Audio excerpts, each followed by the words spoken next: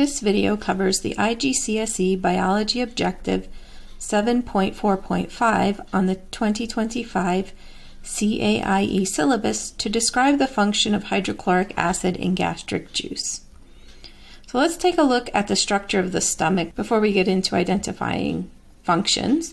So the stomach is made up of several locations, and the area that is going to produce the gastric juice is called the corpus, and the corpus is full of these corpus glands. And so you can see there's different colored cells here. We are concerned about 3 of these different types of cells which are going to create the gastric juice.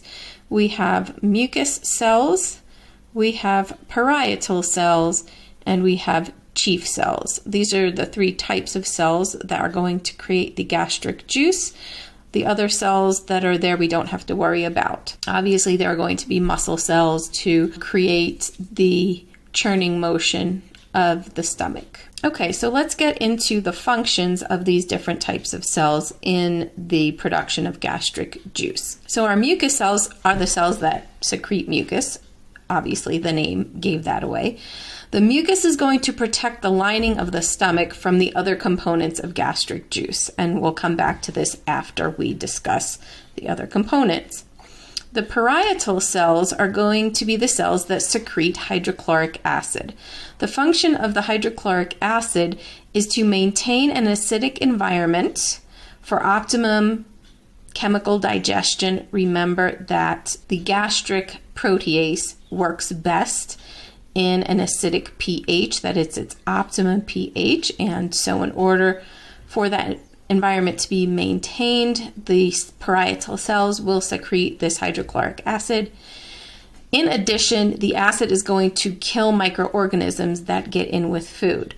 So when we eat food, there's microorganisms in the air. People will have been breathing, and so the microorganisms from their respiratory system may get on the food. So hydrochloric acid is a very acidic acid with about a pH of 3. So this is actually going to denature the proteins of those microorganisms, of the bacteria and the fungi. And so that in effect kills those microorganisms. Finally, we have the chief cells. The chief cells are going to secrete the protease, that is the enzyme, which is going to do the chemical digestion of the protein. So if you think about this, as we refer back to the function of the mucus, the stomach itself is a protein.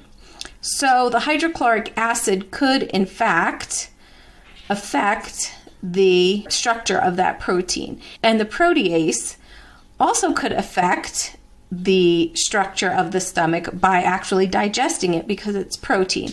So the mucus is going to line the inside of the stomach and protect it from the hydrochloric acid and from the protease.